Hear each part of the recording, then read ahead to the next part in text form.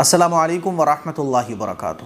بہت سارے لوگوں کے میلز ایس ایم ایس آ رہے ہیں کہ مفتی صاحب اس سال قربانی کا کیا انتظام ہے، تو میں نے سوچا کہ جلدی سے آپ لوگوں کو اطلاع دے دی جائے، کیونکہ اب 3-4 دن باقی رہ گئے۔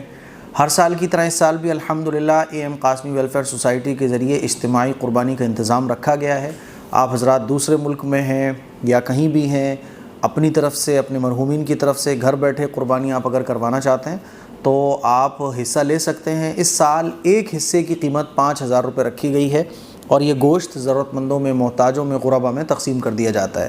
تو آپ حضرات حصہ لینا چاہیں تو اس QR کوڈ پر اسکین کر کے اماؤنٹ ٹرانسفر کریں اور اسکرین شاٹ 7417810799 پر یا پھر میل کر سکتے ہیں آپ askmqasmi@gmail.com پر اپنا نام، اپنے شہر کا نام، جس کی طرف سے آپ قربانی کروا رہے ہیں ان کا نام، قربانی ہونے کے بعد آپ کو انفارم کر دیا جائے گا۔ اس بار تھوڑا سا ہم لیٹ ہو گئے اطلاع دینے میں آپ کو، تو آپ حضرات آپ جیسے چاہیں ویسے قربانی کروا سکتے ہیں۔ اور اگر آپ سنگل جانور ذبح قربان کروانا چاہتے ہیں تو اس کے لیے آپ رابطہ کر سکتے ہیں اسی نمبر پر، اور میل بھی کر سکتے ہیں۔ دعاؤں کی گزارش ہے۔ السلام علیکم ورحمۃ اللہ وبرکاتہ۔ قربانی کرنا واجب ہے یا سنت ہے، یہ بھی ایک جھگڑا ہے جو قربانی کے ٹائم میں چلتا ہے۔ تو بھائی قربانی کرنا واجب ہے۔ جو لوگ کہتے ہیں کہ قربانی کرنا سنت ہے وہ ٹھیک نہیں ہے، درست معلوم نہیں ہوتا۔ وہ قربانی کرنا واجب کا مطلب یہ کہ اگر اللہ تعالیٰ نے آپ کو صاحب نصاب بنایا ہے، صاحب حیثیت بنایا ہے، اور آپ اپنی طرف سے قربانی نہیں کرتے تو آپ گنہگار کہلائیں گے۔ واجب اور سنت میں فرق یہی ہے کہ واجب کا مطلب کرنا ہی کرنا ہے، اگر آپ نہیں کرو گے تو آپ مجرم کہلاؤ گے، آپ کو کرنا چاہیے یہ کام۔ سنت کا مطلب یہ ہوتا ہے کہ اگر آپ نہیں بھی کرتے ہیں تو آپ گنہگار نہیں ہوں گے۔ تو قربانی کرنا یہ واجب ہے، سنت نہیں ہے، ٹھیک ہے۔ جو لوگ یہ کہتے ہیں کہ سنت ہے وہ درست نہیں کہتے ہیں۔ میں کچھ قرآن مجید کی آیات اور احادیث مبارکہ آپ کے سامنے رکھنا چاہتا ہوں جس میں بڑے آسانی سے آپ سمجھ جاؤ گے کہ قربانی کرنا واجب ہے، سنت نہیں ہے۔ قرآن مجید میں سورہ کوثر میں اللہ تعالیٰ ارشاد فرماتا ہے فَصَلِّ لِرَبِّكَ وَانْحَرْ، آپ اپنے رب کی خوشنودی کے لیے نماز پڑھیں اور قربانی کریں۔ اس آیت کی تفسیر میں حضرت عکرمہ، حضرت عطا، حضرت قتادہ رحمہم اللہ تعالی اور بڑے بڑے مفسرین، بڑے بڑے فقہا فرماتے ہیں کہ اس آیت سے پتہ یہ چلتا ہے کہ قربانی کرنا اور عید کی نماز پڑھنا یہ واجب ہے۔ اس آیت سے ثابت ہوتا ہے کہ عید کی نماز اور قربانی واجب ہے۔ آگے دیکھیے آپ، حضرت حسن بصری رحمۃ اللہ علیہ فرماتے ہیں فَصَلِّ لِرَبِّكَ وَانْحَرْ، اللہ تعالیٰ فرما رہا ہے کہ آپ اپنے رب کے لیے نماز پڑھیے اور قربانی کیجئے۔ تو نماز کا جو ذکر ہے اس سے عید کی نماز مراد ہے، اور ونحر سے قربانی مراد ہے۔ حضرت ابو بکر جساس رحمۃ اللہ علیہ فرماتے ہیں کہ اس میں 2 باتیں ثابت ہوتی ہیں، ایک تو عید کی نماز واجب ہے اور دوسرا قربانی واجب ہے۔ اس کے علاوہ بہت لمبی لسٹ ہے، اگر میں آپ کو فقہا کے نام گنوانا شروع کر دوں تو میرے خیال میں 1 گھنٹہ بھی کم پڑ جائے گا، 2 گھنٹے بھی کم پڑ جائیں گے، کتابوں کا ڈھیر لگ جائے گا۔ قربانی واجب ہے۔ آئیے میں آپ کو حدیث بھی سنانا چاہتا ہوں۔ حضرت ابو ہریرہ رضی اللہ تعالیٰ عنہ سے روایت ہے کہ رسول اللہ صلی اللہ علیہ وسلم نے فرمایا کہ جس شخص کو قربانی کی وسعت حاصل ہو اور وہ قربانی نہ کرے تو وہ ہماری عیدگاہ کے قریب بھی نہ بھٹکے۔ آپ اندازہ کیجئے کہ جو شخص قربانی کر سکتا ہو پھر بھی وہ قربانی نہیں کر رہا ہے، تو آپ علیہ الصلوۃ والسلام نے کتنی سخت وعید بیان فرمائی، اور یہ فرمایا کہ وہ ہماری عیدگاہ کے قریب بھی نہ آئے۔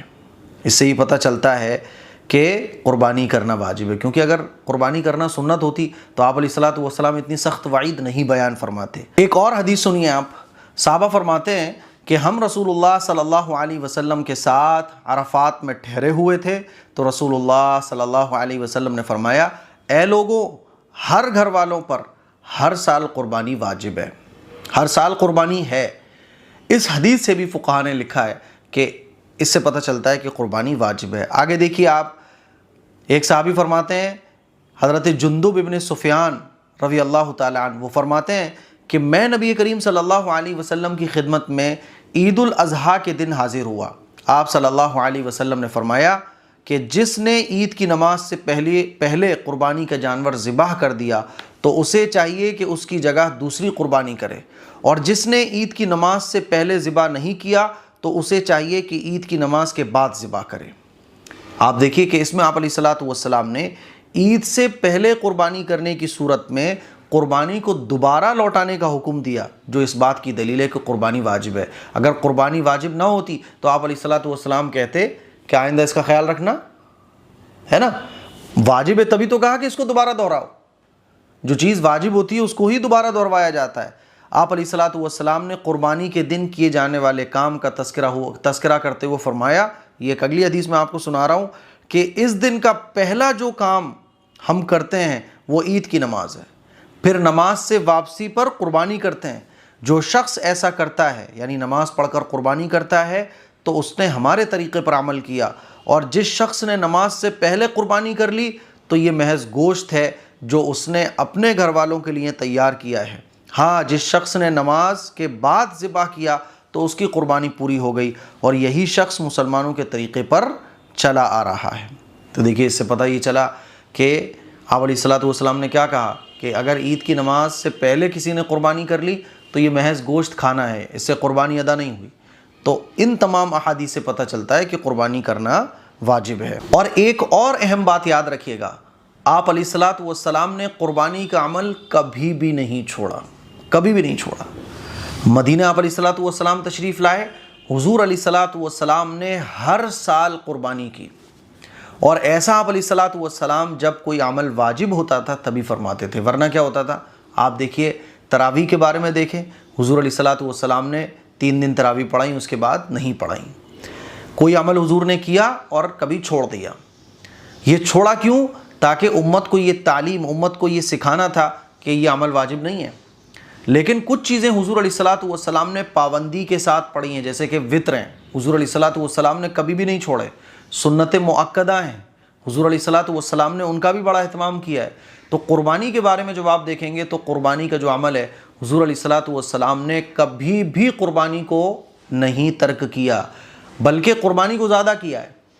کبھی اپنی امت کی طرف سے، کبھی اپنی طرف سے، کبھی اور دیگر صحابہ کی طرف سے، مرحومین کی طرف سے، قربانی کا عمل حضور علیہ الصلوۃ والسلام نے بڑھایا تو ہے لیکن گھٹایا نہیں۔ اس سے پتہ یہ چلتا ہے کہ قربانی کرنا واجب ہے۔ پھر امام ابو حنیفہ رحمۃ اللہ علیہ اور بڑے بڑے فقہا کا مسلک یہی ہے کہ قربانی کرنا واجب ہے۔ چاروں اماموں کا اور صحابہ اکرام کا آپ عمل دیکھیں گے تو صحابہ اکرام بھی قربانی نہیں چھوڑتے تھے۔ اسی لیے جو شخص صاحب نصاب ہے اس پر قربانی کرنا واجب ہے۔ ہاں، جو شخص صاحب نصاب نہیں ہے، یعنی جس کے اوپر قربانی ہے ہی نہیں، تو وہ کر لے تو ٹھیک ہے، نہ کرے تو بھی ٹھیک ہے، کسی اور کی طرف سے کر دے تب بھی ٹھیک ہے۔ یہ قربانی کے واجب ہونے کی کچھ احادیث مبارکہ تھی جو میں نے آپ لوگوں کے سامنے رکھی ہیں۔ مجھے امید ہے کہ اب آپ کی جو ایک کنفیوژن تھی وہ دور ہو گئی ہوگی۔ اس کلپ کو شیئر کریں۔ السلام علیکم ورحمۃ اللہ وبرکاتہ۔ گائز، میں نے اتنی خوشبودار عطر آج تک نہیں دیکھی۔ یہ ہے ایم قاسمی پرفیوم کا لگژری گفٹ سیٹ۔ یہ ایک دم پریمیم گفٹ پیک ہے اپنے بھائی، فرینڈز، رشتہ دار وغیرہ کو گفٹ کرنے کے لیے۔ 4 ٹائپس کے اس کے اندر آپ کو عطرز ملیں گے، اور ان سبھی عطرز کا ایک اپنا الگ ہی رول ہے، الگ ہی خوشبو کے ساتھ۔ پرپل شنایا، سلطان، الحرم، الحرمین۔ اور گائز اتنا لانگ لاسٹنگ ہے، جب آپ گھر سے لگا کر نکلو گے، گھر لوٹنے کے بعد شام کو اس کی خوشبو آپ کے ساتھ رہے گی، جانے والی نہیں ہے۔ تو اگر آپ لوگ بھی کچھ یونیک گفٹ ڈھونڈ رہے ہو اس بار کچھ یونیک کرنے کے لیے، تو یہ گفٹ سیٹ آپ کے لیے بالکل مست ہے۔ کسی کو بھی آپ گفٹ دیں گے وہ بھی خوش ہو جائے گا اور آپ کو بھی خوشی ملے گی۔ تو اگر آپ اسے آرڈر کرنا چاہتے ہو تو آپ اس نمبر پر آرڈر کریے گا۔ یہ ایک کی پرائز 699 روپیز میں یہ گفٹ سیٹ دیا جا رہا ہے، جس میں 4 عطرز ہیں، لانگ لاسٹنگ کے ساتھ، لائٹ فریگننس کے ساتھ۔ تو اگر آپ کو یہ گفٹ سیٹ چاہیے تو اس نمبر پر کانٹیکٹ کریے گا۔ ہماری ویب سائٹ بھی ہے myhadaya.in، آپ اس کو یہاں سے بھی آرڈر کر سکتے ہیں، لنک ڈسکرپشن میں دے رکھی ہے، آپ کو بس کلک کرنا ہے۔ آپ کو یہاں پر ایڈ ٹو کارٹ کے بٹن پر کلک کرنا ہے، اس کے بعد اپنی ڈیٹیل سینڈ کرنی ہے، اور یہاں پر آرڈر پلیس کا آپشن ملے گا، بس آپ کو یہاں کلک کرنا ہے اور یہ گفٹ سیٹ آپ کے پاس 5 ڈیز کے اندر آ جائے گا۔